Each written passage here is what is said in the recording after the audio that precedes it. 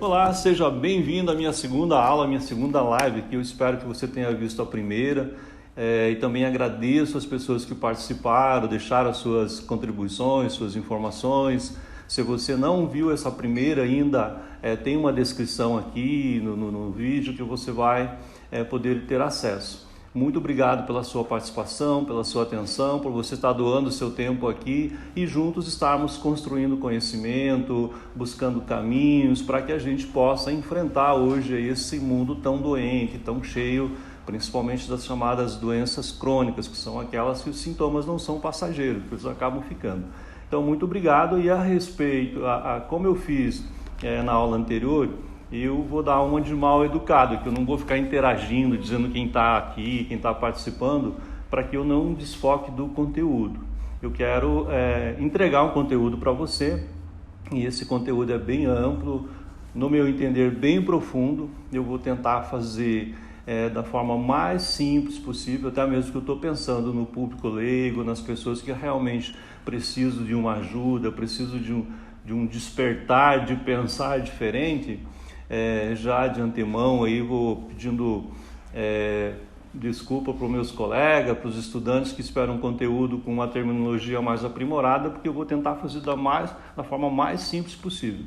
Mas então, não vou estar interagindo, vou estar direto no conteúdo e espero que você fique até o final, que você contribua, que você traga aqui as suas dúvidas ou os seus conceitos para que a gente possa estar fortalecendo essa jornada e trazendo mais conteúdo, mais conhecimento, principalmente para ajudar as pessoas que estão passando por algum problema de saúde, seus familiares que carregam estresse, carregam as angústias, carregam as dificuldades de lidar com alguém doente, e também os profissionais de saúde, não só da saúde, do serviço social, da educação, do direito, tantos profissionais hoje envolvidos com alguém que apresenta alguma doença e que, consequentemente, essa pessoa também acaba ficando meio doente. Então, muito obrigado pela sua atenção e vamos lá, vamos junto. Eu quero primeiro fazer apresenta alguma doença e que, consequentemente,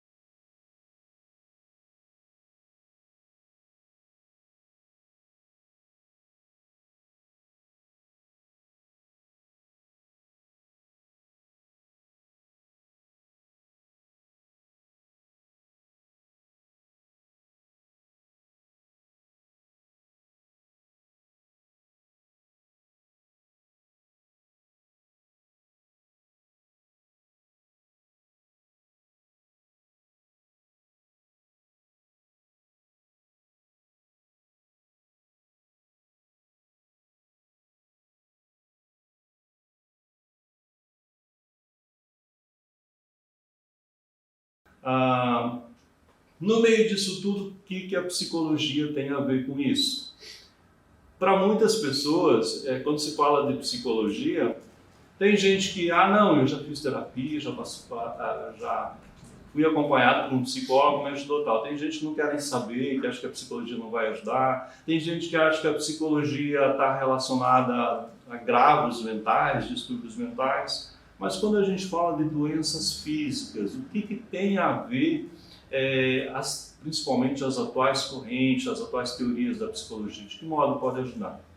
Na minha aula anterior, eu falei das dimensões da doença, dessa relação do emocional com o físico, assim por diante. E aqui fazendo assim, um resgate bem do beabá da psicologia, que muitos já viram lá no ensino médio, quando falavam do cão do cachorro salivando, do cachorro do Pavlov. Tem a ver, será, essas experiências que foram feitas lá no início do século com o nosso dia a dia ainda? Por exemplo, essa experiência era bem simples. Ele pegou um cachorro, colocou um prato de comida. Quando o cachorro viu a comida, começou a salivar. E ele mediu a quantidade de saliva. Aí ele colocou o prato de comida e colocou uma campainha. Aí depois, num certo momento, ele não precisava colocar o prato de comida. Apenas com a campainha o cachorro começava a salivar. E aí deu origem a sérios estudos, importantes estudos, que trouxeram aí uma validação, uma cientificação da psicologia e principalmente os estudos do condicionamento. O que é um condicionamento? Será que ainda hoje, no dia a dia, no nosso corre-corre, nós somos condicionados? Será que a publicidade, o marketing ainda usa de certos estímulos que em um determinado momento não são associados com a nossa vida, mas que de repente, quando a gente percebe eles, a gente acaba consumindo, fazendo coisas que a gente nem estava motivado a fazer? Vamos pegar o exemplo da Coca-Cola. Um dia bem calor, a gente olhar para o rótulo, para as cores da Coca-Cola. Muitos de nós somos condicionados a olhar para uma Coca-Cola e já sentir vontade de tomar Coca-Cola. Então a psicologia ela está muito presente na nossa vida de modo geral, de uma forma ou de outra. Embora a gente talvez não tenha uma vivência maior, não tenha uma aproximação maior com o psicólogo dentro de um consultório, de uma terapia, mas a psicologia, enquanto ciência do comportamento, que estuda o comportamento, ela faz parte do nosso dia a dia. E aí, então, o que eu quero propor nessa aula aqui é a gente fazer uma avaliação, analisar alguns conceitos, como eu falei antes, de algumas teorias aí que vêm trazendo contribuições importantes para que a gente possa perceber o nosso comportamento e, principalmente, qual a relação desse comportamento, da forma como nós estamos hoje, com o nosso AVC. Na aula anterior eu citei a professora Maria Agnês, professora mentora Maria Agnês, que é minha mentora já há 15 anos, que ela tem uma frase que eu gosto muito, que ela diz assim: o nosso corpo carrega o peso, carrega as marcas da nossa história. Aquilo que a gente fez ao longo da nossa vida, como a gente se comportou, como a gente sentiu, como a gente interpretou, deixam marcas no nosso corpo. E chega um determinado momento, o corpo começa a gritar e essas marcas começam a ficar visíveis. Quando o corpo está doente, está pedindo ajuda. E se a gente não parar para entender o que a gente está fazendo com nós mesmos, com nossas reações, esse pedido de socorro acaba se intensificando cada vez mais. E aqui eu coloquei efeito de manada. O que quer dizer isso, principalmente na psicologia social? Muitas vezes a gente não se dá conta de que nós somos muito condicionados a fazer aquilo que todo mundo faz, embora aquilo que todo mundo faz é nocivo, é prejudicial à nossa saúde. Não, hoje, por exemplo, eu sei que muita gente pode me criticar, mas tem estudos falando que tem um aumento grande de um tempo para cá de mulheres que fazem consumo de álcool que não faziam um tempo atrás. As mulheres estão bebendo muito mais hoje. Mas porque saem na festa e aí vão sendo condicionadas, vão sendo acostumadas a entrar naquele comportamento coletivo e quando vê o corpo está adoecendo. A professora Maria Agnês sempre fala do mundo dos iguais. Infelizmente, às vezes o que um faz, o que um adolescente faz, todo mundo acaba fazendo, mesmo que aquilo seja prejudicial. E parar para analisar, para ver o que a gente está fazendo com o nosso corpo, nem sempre é confortável, nem sempre a gente quer fazer isso. Mas chega um momento que não tem mais saída, a gente tem que fazer, né? Então, a gente está muito voltado ainda para essa relação de estímulo-resposta. Qual é o estímulo? O pessoal passa por mim, dá bom dia, eu dou bom dia. Eu dei uma resposta àquele estímulo. No outro dia, o meu comportamento reforçou dele, ele me dá bom dia de novo. Mas se ele passa por mim e me dá bom dia e eu não respondo, outro dia também não vai responder. Então esse é o básico da psicologia. Os estímulos e respostas vão gerando condicionamento. Esses conceitos de condicionamento são um pouquinho complexos e demorados. Eu não vou entrar muito neles, mas só para a gente pensar. Quais os estímulos que nos levam a fazer determinadas coisas? A gente é consciente disso ou a gente está muito no automático, muito na correria? E aí, então, aprofundando, dando seguimento à terapia comportamental, na década de 60, de lá para cá, principalmente com os estudos de Aaron Beck, começou a se estruturar a terapia cognitivo-comportamental. Então vamos pensar assim, se eu produzo um determinado estímulo, eu posso gerar uma determinada resposta.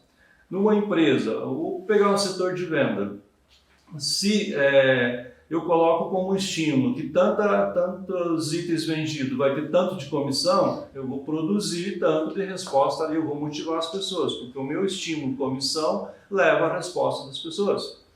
Só que aí o que o Becker percebeu que um estímulo que funciona para um nem sempre funciona para todos. Tem pessoas que o estímulo maior é o financeiro, outra é a qualidade de vida, outra é um bem-estar diferente. E aí ele começou a observar que quando se trata de seres humanos que têm suas crenças, principalmente as suas distorções de pensamento, os seus pensamentos que muitas vezes são diferentes da média de alguns em relação principalmente a ver as coisas de uma forma um pouco distorcida, a terapia tradicional estímulo, resposta e condicionamento ela não serve muito, ela tem uma função importante, mas quando se trata de algumas doenças, a terapia cognitivo-comportamental ela tem uma função diferente.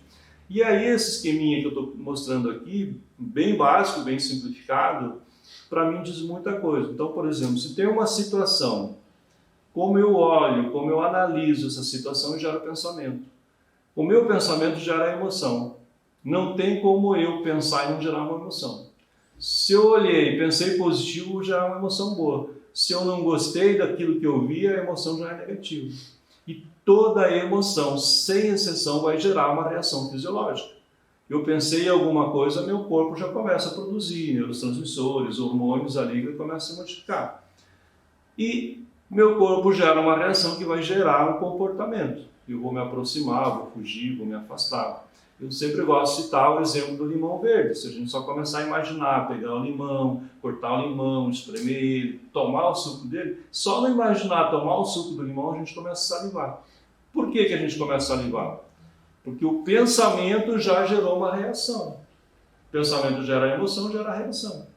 Né? E não precisa estar com o limão ali, porque o corpo vai entender que se você pensou, ele vai entender como realidade. E aí então eu posso, num momento cansado, estressado, me imaginar numa praia legal, escutando o barulhinho do mar, escutando o barulho da natureza e ter uma reação boa para o corpo, ou eu estar pensando que aquela palestra que eu vou ter que dar na próxima segunda-feira vai ser complicada, ninguém vai escutar, ninguém vai gostar da minha voz, e eu já ficar uma semana gerando um filme negativo, sofrendo por antecedência e colhendo os resultados disso. Então esse aqui é bem objetivo, e trazendo para a prática. Então, vamos pegar aqui uma situação. Em casa eu tenho que resolver minhas finanças lá com a minha esposa e a gente teve uma discussão. Aí eu pensei, já gerei um monte de pensamentos e a conclusão que ela não gosta de mim. Se eu pensei que ela não gosta de mim, eu já gerei raiva. Se eu gerei raiva, meu nível de colesterol, aliás, de cortisol, foi lá em cima.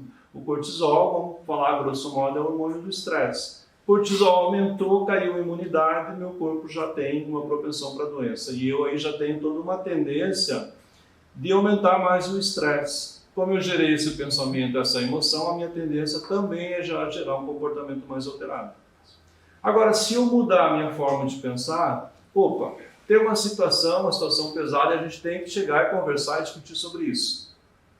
Não vai ser confortável, ela pode falar uma coisa que eu não gosto, eu uma coisa que ela não gosta, mas vamos gerar pensamentos saudáveis, vamos gerar emoções saudáveis e reações saudáveis. Que não dá para ficar fugindo do pensamento, dada a situação, gerando pensamento negativo. Outra coisa que a terapia cognitivo-comportamental traz muito bem gerou pensamento, mas será que esse pensamento tem a ver com a realidade? Será que esse pensamento é condizente com aquilo que você está vivendo? Ou tem a ver muitas vezes com uma distorção, uma forma que você está interpretando que não tem muito a ver com a realidade. E isso na terapia o psicólogo começa a clarear, mostrar para a pessoa, tá, mas aconteceu tal situação, você pensou isso e agiu assim. Poderia ter agido diferente, poderia ter feito de outra forma, e aí vai ajudando, sem dar conselho, ajudando a pessoa a criar outros caminhos na sua forma de sentir.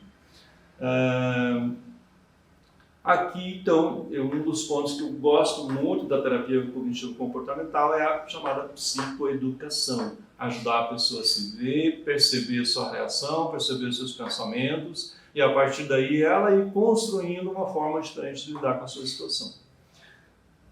Bom, e aí, então, nessa continuação, hoje se fala da terceira onda das terapias cognitivas e só pensando, primeiro começou lá com Pavlov, Skinner, lá no início do século passado, depois nos anos 60 veio o Aaron Beck para a terapia cognitivo-comportamental e hoje a gente está entrando aí na terceira onda das terapias cognitivas comportamentais. Então, o que é legal de estudo é pensar que ao longo, principalmente dos últimos 100 anos, a forma de fazer psicoterapia ela vem se estruturando, ela vem melhorando, ela saiu mais de uma área mais filosófica. Hoje tem uma contribuição muito importante da neurociência, tem, por exemplo, vários departamentos hoje, tanto no Brasil, principalmente nos Estados Unidos, trabalhando a psicoterapia baseada em evidência, a psicoterapia que dá resultado e por que dá resultado para determinada área, determinada situação que está trabalhando.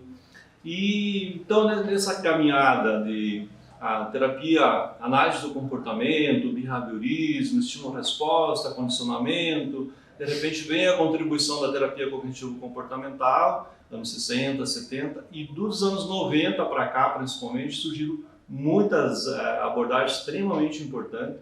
Hoje se fala aí da terceira onda da terapia cognitivo-comportamental, embora tenha alguns autores que não gostam desse termo terceira onda. Quando se fala onda é como se essa terceira agora fosse melhor que as outras e anulasse as outras. Não é por aí. Vem sendo um complemento, uma vem dando base, estrutura para a outra. E eu particularmente gosto muito da terapia de esquema, porque ela surgiu principalmente com o objetivo de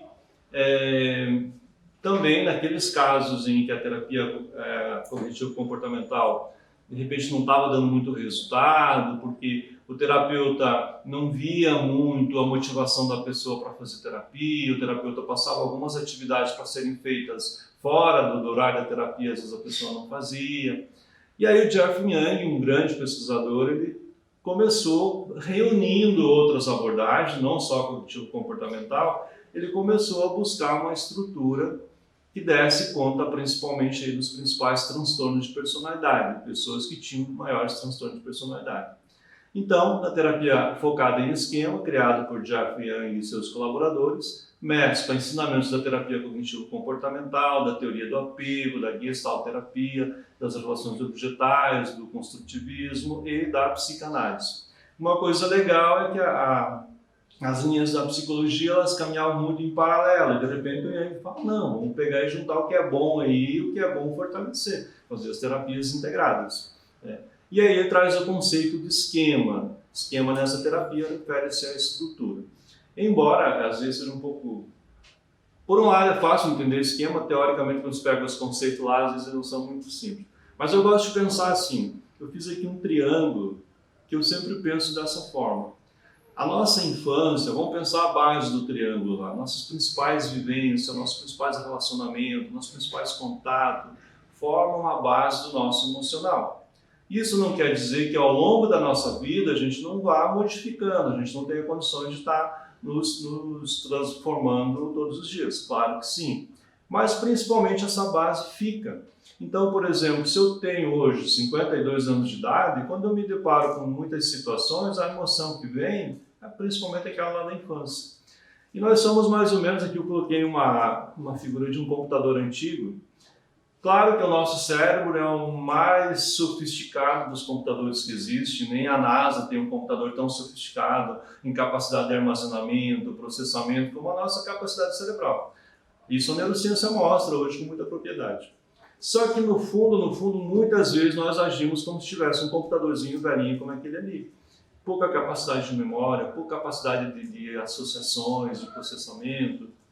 E aí a gente, lá na infância, formatou, gravou alguns arquivos e toca a vida como se aqueles arquivos fossem válidos o tempo todo. E coisas que serviram na infância, o mundo girou, o mundo moveu, já não serve mais. E quem vai sofrendo o impacto disso tudo é o nosso corpo. Às vezes a mente não se atualizou, a mente não se ajustou, e o corpo vai sempre absorvendo o impacto das emoções. E eu gosto muito dessa frase, muito utilizada pelo pessoal da programação neurolinguística, da PNL, que é: o mapa não é território.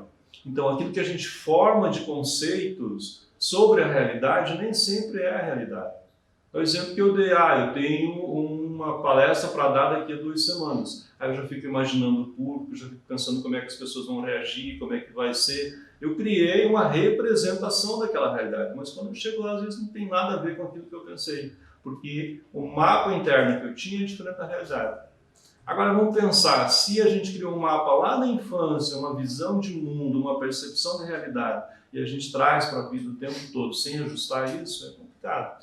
E aí então, a teoria do esquema, ela procura trabalhar alguns pontos fundamentais que são necessidades básicas de qualquer criança, de qualquer ser humano.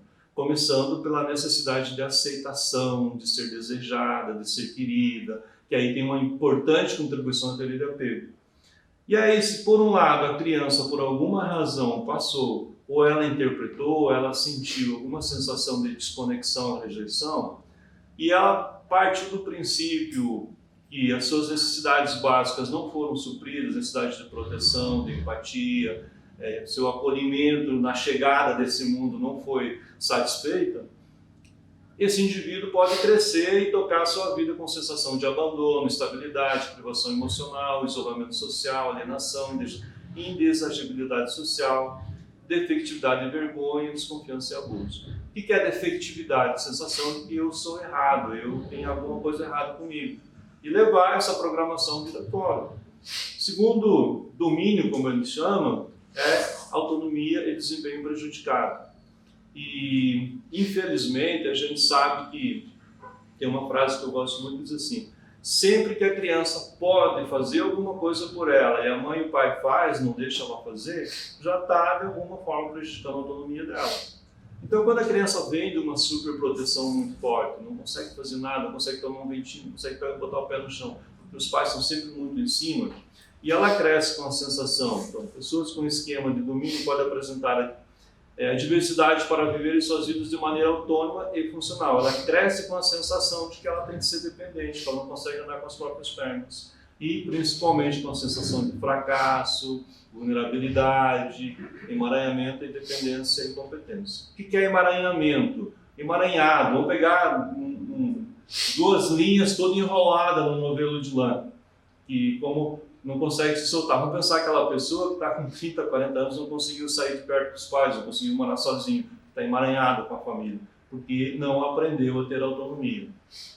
Terceiro ponto, limites prejudicados. Um outro problema sério hoje em dia. A criança cresceu sem ouvir um não, sem saber até onde pode ir, o que pode fazer.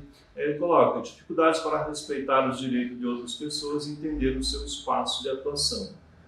Não sabe até onde pode ir, não sabe que o seu limite vai onde começa o do outro. E aí são indivíduos que crescem. Autocontrole e disciplina insuficiente, merecimento e grandiosidade. Tem um termo que o Jung usa que é o arrogo, de pessoas arrogantes. Claro que isso tudo aí fazendo uma relação com as habilidades sociais. Pessoas que de alguma forma cresceram com essas programações, com esses esquemas, e ele chama ali de esquemas iniciais desadaptativos, estruturados lá na infância, vão ter prejuízo nas relações sociais. Prejuízo nas relações sociais vai ter prejuízo na forma de sentir, na forma de perceber, e consequentemente o corpo sente isso. O quarto é que orientação para o outro. Excesso de preocupação para com as demais pessoas, deixando as suas próprias necessidades e vontades de lado. Aí ele coloca autossacrifício, subjugação em busca de aprovação e reconhecimento. Então vamos pensar assim, um exemplo. A menina mais velha, com vários irmãos, ela sempre teve que cuidar dos irmãos. Ela não pôde pensar nela, ela não pôde ter um tempo para brincar, ela sempre pensou nos irmãos. Aí ela casou, teve um monte de filhos, ela sempre pensou nos filhos, nunca conseguiu pensar nela mesma. E aí ela virou avó, também tem que cuidar dos netos, então ela nunca teve um espaço para ela e de repente veio uma série de problemas que ela não conseguiu associar, analisar. O que tem a ver os problemas físicos, as doenças físicas com o estilo de vida dela? E esse esquema está tão arraigado, esse esquema dela de autossacrifício é tão forte que o corpo já não aguenta mais aquilo que a mente está pedindo. E isso ainda é muito presente, né? E o quinto é supervigilância e inibição. Quando se fala de supervigilância, a gente pensa aquela pessoa que está sempre alerta, sempre muito ligada, sempre muito preocupada. E aí, omissão dos seus sentimentos e vontades e impulsos, pois isso faz com que o indivíduo tenha grande esforço para sentir-se encaixado em normas rígidas e pouco flexíveis. Vamos pensar que a pessoa é muito robotizada. Ela não pode acessar seus sentimentos porque o padrão de pensamento dela é muito rígido. Aí ele coloca os esquemas desadaptativos, né? Inibição emocional, postura punitiva, padrões reflexivos, postura crítica, exagerada, negativismo e pessimismo. Vamos pensar uma pessoa que não tem meio termo, não tem flexibilidade, é 880, aquilo é aquilo. Ela sai de manhã cedo com o script pronto e tudo tem que se encaixar naquilo ali. Se alguma coisinha sair fora, ela já se perde. Novamente o corpo sente por essa rigidez de pensar, né? Então, a terapia de esquema trabalha principalmente ajudando a pessoa a identificar essa sua trajetória, como é que foi a sua infância, e tem uma contribuição importante da psicologia de modo geral, mas a terapia de esquema também, em relação ao comportamento animal. E eu gosto muito dessa frase: um animal ameaçado luta, foge ou congela. Lembra a tartaruga, chegou perto da tartaruga, ela se fecha todinha, né? E esse livro, O Despertar do Tigre, que ele fala do trauma, curando o trauma, do Peter Levine, é um excelente livro. Ele conta uma situação em que, eu não lembro agora o nome do antílope lá na África, que quando o predador está próximo a pegar, ele se joga no chão e se finge de morto. Mas como o predador gosta de presas vivas, dá uma tirada e vai embora, e o animal levanta, dá uma sacudida e vai embora. Muitas vezes nós também congelamos, mas o ideal seria que a gente congelasse, desse uma sacudida e passou, vamos tocar a vida. Não, a gente passa por uma ameaça, uma situação difícil, às vezes a gente congela, gera uma carga hormonal muito grande para o nosso organismo e a gente fica com aquilo anos e anos. Eu vou falar aí os efeitos do trauma. Os maiores traumas são lá da infância, né? E esse comportamento de luta e fuga acontece sempre. E aí, o Jeff Young ele faz um paralelo com isso e ele coloca alguns termos parecidos. Então, ele diz assim, tem pessoas que são muito hipercompensadores, pessoas que estão ali para não ter que lidar com a sensação de abandono, a preocupação muitas vezes de ser rejeitado, trabalha demais o tempo todo, quer mostrar além do que consegue, além do que pode, ou pessoa da evitação, pessoa que para não se expor, não passar às vezes, não ter que lidar com alguma emoção um pouco forte, ela sempre se fecha. Evita de ir numa festa, evita de iniciar um namoro, evita de começar uma faculdade. Eu lembro de uma colega, uma técnica de enfermagem, uma excelente profissional, e ela começou a faculdade de enfermagem, quando ela viu que tinha que apresentar vários trabalhos, ela trancou a faculdade. E saiu e se fechou no mundinho dela, um exemplo de evitação.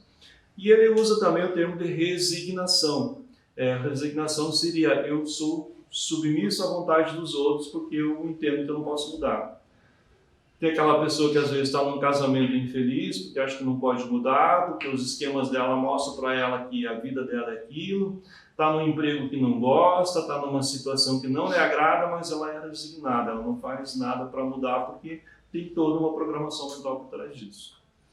Então, esses três estilos de enfrentamento, como ele coloca, é apenas uma das ferramentas que a gente procura mostrar para a pessoa, fazendo aquela análise. Quando a pessoa traz a situação, aconteceu tal coisa, eu reagi a isso, aconteceu isso, fiz aquilo, e a gente começa a mostrar, tá, mas esse padrão de enfrentamento, talvez você já venha trazendo lá de trás. Você não viu que tem outras formas de agir, né? E que pode agir de uma forma diferente. E esses tópicos aqui eu peguei da Associação Brasileira de Terapia do Esquema, que diz assim, o objetivo da terapia do esquema é ajudar os pacientes, os clientes, a atender às suas necessidades emocionais básicas. Os principais passos para a realização, isso envolve aprender como. Só voltando ali, quais são as principais necessidades emocionais básicas? Ah, mas eu não tenho como voltar lá quando eu era criança, que eu me senti abandonado, que eu me senti muito superprotegido, o que eu vou fazer agora? Não, peraí, a tua mente adulta, atual momento que você está vivendo, te permite compreender, perceber isso e ressignificar, dar um outro sentido para isso que você viveu. Então ele coloca os principais passos para realizar isso, envolve aprender como parar de usar estilos de enfrentamento desadaptativos e modos que bloqueiam o contato com seus sentimentos. Parar de fugir dos sentimentos, parar de fugir das situações. Curar esquemas e modos vulneráveis através da obtenção de necessidades atendidas dentro e fora do relacionamento terapêutico. Principalmente, junto com o terapeuta, compreender, olha, essa semana eu saí, fiz tal coisa e tal coisa. Tá, mas eu repeti os mesmos padrões, já conseguiu fazer diferente. Incorporar limites razoáveis para esquemas e modos irritados, impulsivos e supercompensadores. Lutar contra esquemas e modos punitivos, excessivamente críticos e exigentes. Pessoa muito punitiva, muito rígida com os outros, gera uma série de reações para o corpo que facilita que as doenças se desenvolvam. E construir em modos saudáveis. Existem várias técnicas para fazer isso, analisando o comportamento, as emoções, os sentimentos e fazendo uma análise das reações também. Outra contribuição importante, além da terapia de esquema, que eu acho fantástica é a terapia de aceitação e compromisso. Vindo aí também nessa mesma linha aí das terapias de terceira onda, a terapia de aceitação e compromisso ela tem sido muito estudada e tem trazido resultados muito satisfatórios. E uma das pessoas que mais estudou a terapia de aceitação e compromisso no Brasil, que trouxe, mais que introduziu, foi a Micaela Saban, que eu coloquei aqui a citação. E ela diz assim, a terapia de aceitação e compromisso foi desenvolvida por Steve Hayes no final dos anos 80. Essa terapia comportamental teve destaque tanto pela grande quantidade de estudos e pesquisa, como por tratar de sentimentos, sensações, pensamentos em uma nova proposta. Então, esse é um dos livros que a Saban traz, trazendo as introduções da terapia de aceitação e compromisso. E ela diz assim, a terapia de aceitação e compromisso tem como objetivo ajudar as pessoas a ter maior flexibilidade psicológica para lidar com eventos desagradáveis. Então, vamos pensar, quanto mais flexibilidade psicológica, mais a pessoa consegue se ajustar ao meio, mais consegue obter os resultados que gostaria, que espera, consequentemente o seu corpo fica mais saudável, o seu corpo não precisa adoecer tanto. E aí ela fala então, lidando com sentimentos, pensamentos, memórias, sensações que consideram negativos ou ruins. E eu lembrei, como eu coloquei na primeira aula, da música do Lulu Santos, né, Como uma Onda. Não adianta fugir nem mentir para si mesmo. Não adianta fugir das situações. A gente tem que encará-las, tem que lidar com elas. Só que ele coloca no final da música, tudo passa, tudo sempre passará. A gente sabe que não é bem assim. A música é bonita, a introdução eu acho fantástica, mas na vida não é que tudo passa e tudo passará. Um trauma lá atrás, ele fica ali gerando sintomas, um sentimento mal resolvido, uma coisa mal compreendida que a gente procurou não conseguiu resolver, não vai passar assim, vai ficar gerando impacto no nosso corpo. Passa quando a gente consegue enfrentar. Então, essa imagem aqui, o hexágono, uma figura de 6 lados da flexibilidade, que o Steve traz e a Saban traz no livro dela, é um mapa muito legal, assim, traz algumas representações muito interessantes. Ele mostra alguns pontos aqui. O ideal é sempre a gente buscar ou tá priorizando o equilíbrio. Por mais difícil que seja, tudo na vida depende do equilíbrio. Quando eu falei lá, voltando um pouquinho da terapia de esquema, a criança não recebeu atenção. Ela vai gerar distúrbio em função de não ter recebido atenção. Mas ela recebeu muita atenção também, então a gente tem que estar sempre vendo como equilibrar as coisas. E por que a terapia de esquema lá é interessante, ela é importante? Por 2 coisas. Uma, a gente tentar compreender o nosso comportamento hoje, as nossas reações hoje, analisando melhor o que a gente viveu lá na nossa infância. E também, eu estou resgatando aqui porque eu estava esquecendo disso. Um outro ponto importantíssimo é a gente também ver o que a gente está fazendo com nossos filhos hoje. se eu já sei mais ou menos quais são as necessidades fundamentais que vão gerar uma série de alterações no comportamento dele pelo excesso ou pela falta, excesso de limite, muito limite, excesso de carinho, muito carinho, eu também posso rever como é que está meu comportamento. Por isso a terapia de esquema ela tem uma função extremamente importante na questão familiar de modo geral.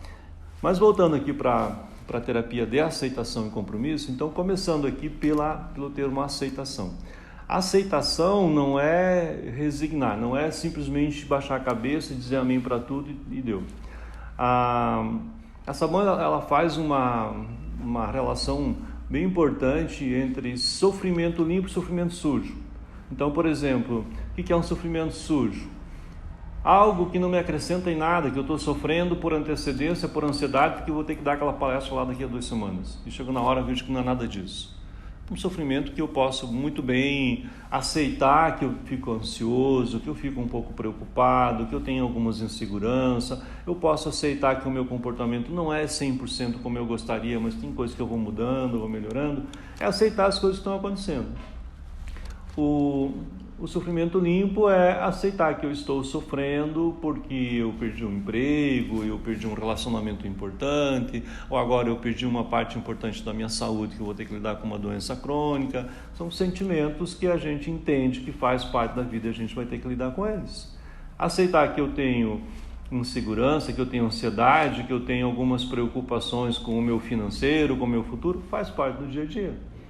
Fugir desse sentimento que é o problema, mas então digamos assim, eu aceito que eu tenho, mesmo que eu vou dar uma palestra daqui a 2 semanas, eu vou lidar com um pouco de ansiedade até lá. Vou transformar essa ansiedade em motivação para estudar melhor, me preparar melhor, buscar um pouco mais de conhecimento a respeito do assunto e vou viver o presente. O que é o presente? É o agora, é o que eu tenho nesse momento. Vou contemplar o que eu tenho de bom com a minha família, vou contemplar o que eu tenho de bom no local onde eu estou morando, vou viver o presente. Vou sentar para fazer um café, eu vou degustar o café, vou degustar o que eu estou comendo.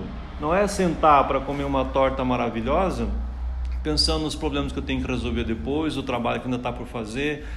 Aí é fugir do presente, então. Eu aceito como eu sou, os sentimentos que eu tenho, eu vivo o presente.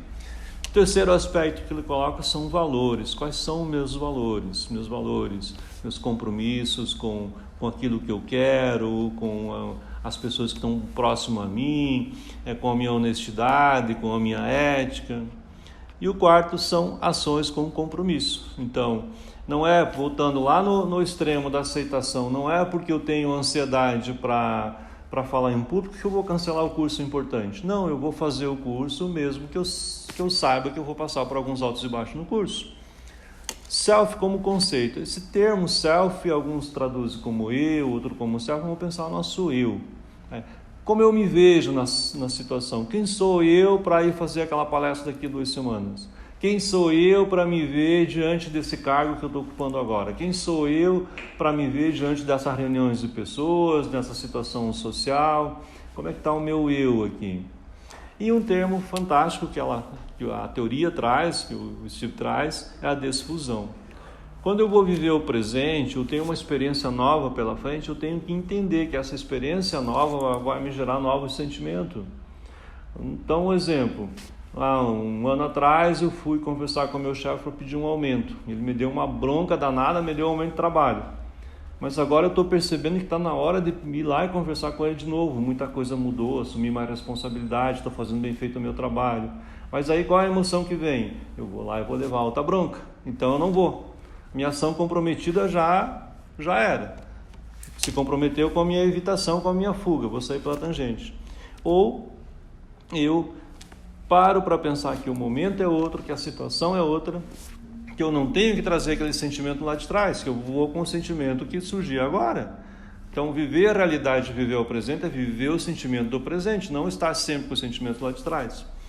Aí a gente começa a pensar, mas a terapia do esquema diz que aqueles padrões lá de trás a gente traz. Sim, a gente traz até o momento que a gente não para trabalhar eles, para perceber, não precisa ser assim.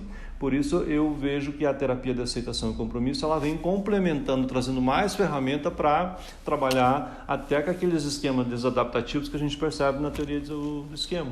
uma complementa a outra, né? E aí, então, como é a relação do terapeuta, do psicólogo com o seu cliente? E a terapia de aceitação e compromisso, ela coloca algumas fases. Então, por meio de uma relação terapêutica afetiva, sem julgamento, deixar o cliente à vontade, para juntos, terapeuta e cliente, identificarem em quais situações isso demonstra mais dificuldade para vivenciar. Onde ele foge mais, onde ele se esquiva mais. E apresenta maior necessidade de desenvolver flexibilidade psicológica.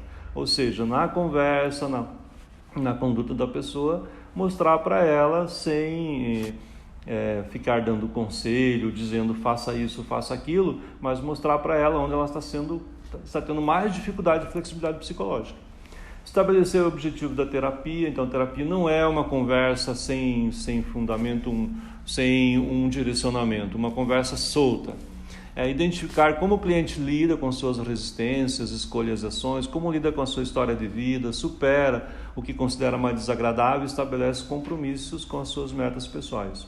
Avaliar com o cliente quais são os seus principais hábitos e comportamentos e maneiras com que procura resolver seus problemas, seus estilos de enfrentamento. Como ele lidava lá atrás com o seu dia a dia, com seus problemas, e vem ainda lidando com esses problemas. Está buscando soluções novas, está encontrando caminhos diferentes para enfrentar essas situações. Terceira fase, clarear junto ao cliente quais as principais emoções que influenciam nos seus comportamentos, tornando-os eficazes para resolver problemas que ele enfrenta com isso e busca se ajudá-lo a resolver as suas estratégias. Uma coisa extremamente difícil é a gente perceber nossas emoções no dia a dia. Às vezes a gente está com uma baita de uma raiva, descarrega na pessoa e não se dá conta que aquela raiva às vezes não tem nada a ver com aquele contexto, não tem nada a ver com aquela pessoa. E a partir do momento, aí vamos voltar lá atrás na TCC, na terapia cognitivo-comportamental.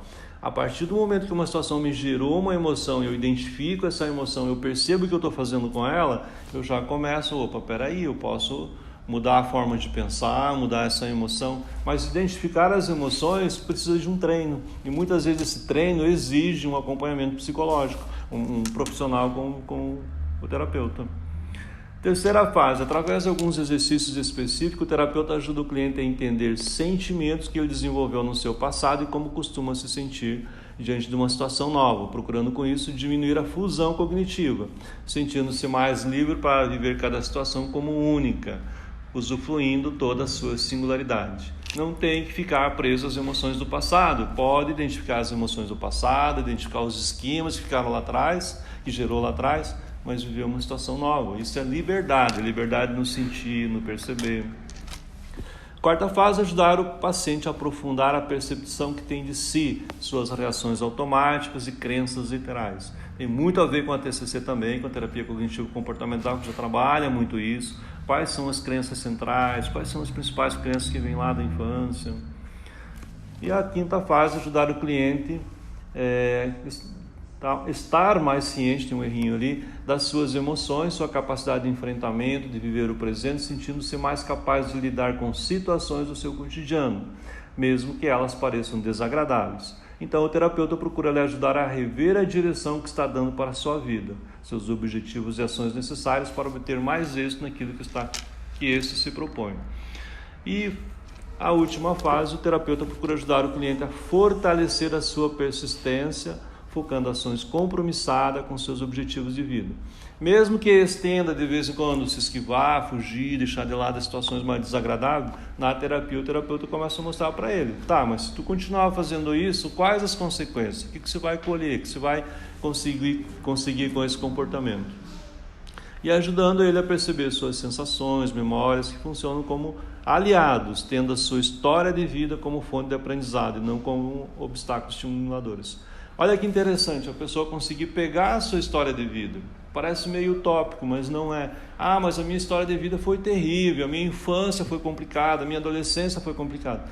Mas se você sobreviveu isso, o quanto você aprendeu com isso, o quanto você pode transformar isso tudo em aprendizado e até ensinar outras pessoas. Mas transformar isso, sair da dor, sair da vitimização, das reclamações, das justificativas e transformar isso em propulsor para tocar a vida, nem sempre é fácil e precisa muitas vezes da ajuda profissional. Bom, E indo para a finalização aqui, para não dar muita salada na nossa cabeça, só lembrando que eu estou buscando ferramentas, buscando teorias que hoje são comprovadas cientificamente como grandes ferramentas para ajudar o terapeuta, ajudar pessoas que passam por processos difíceis de doença, sejam esses processos físicos, sejam relacionais, comportamentais. E no meu entender, essas teorias aqui, elas têm uma função extremamente importante aí também nas doenças crônicas, nas relações familiares, nas relações profissionais. Então, trazendo mais essa última abordagem que eu vou colocar agora, que também vem complementar, que na verdade para mim não é bem uma abordagem, é mais uma filosofia, um estilo de pensar, que é a psicologia positiva.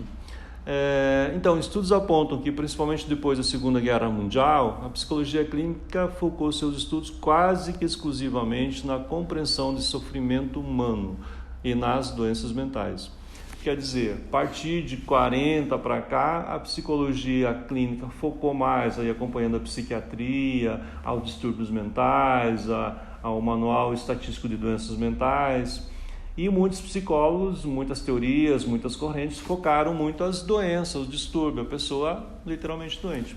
Com exceção, fazendo justiça, de muitos terapeutas humanísticos, Carl Rogers principalmente, que procuravam mais ver as qualidades das pessoas, o potencial das pessoas. E a psicologia positiva, principalmente através do Martin Seligman, dos anos 80 para cá, vem resgatando muito essa proposta, a gente não ficar vendo muita doença, não ficar vendo muito o negativo da pessoa, mas trazer o positivo. E aí essas 4 letrinhas aqui que formam o PERMA, vem de encontro com isso. Então, o que quer dizer o P ali? Emoções positivas precisam ser cultivadas, executadas para podermos experimentá-las. Ah tá, mas eu vivo um caminhão de emoção negativa. Eu já sei que um caminhão de emoção negativa gera um impacto negativo no meu corpo, que gera uma doença. Como é que eu vou gerar emoções positivas? Aprendendo a mudar a forma de ver o mundo, de ver a vida, mudando o olhar. Segundo, engajamento, capacidade de permanecer atento, consciente e compenetrado com a atividade ou ação que estiver executando. Vamos voltar aí para a terapia da aceitação e compromisso. Viver o presente, viver o agora, aproveitar as situações do dia a dia.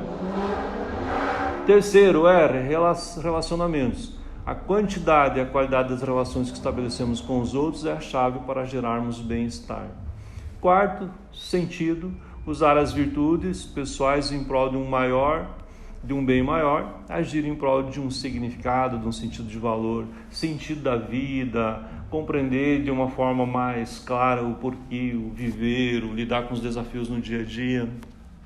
E por último, realização. Analisar cada detalhe do que foi alcançado e visualizar o que se tornou possível, conectando-se com gratidão para com os outros.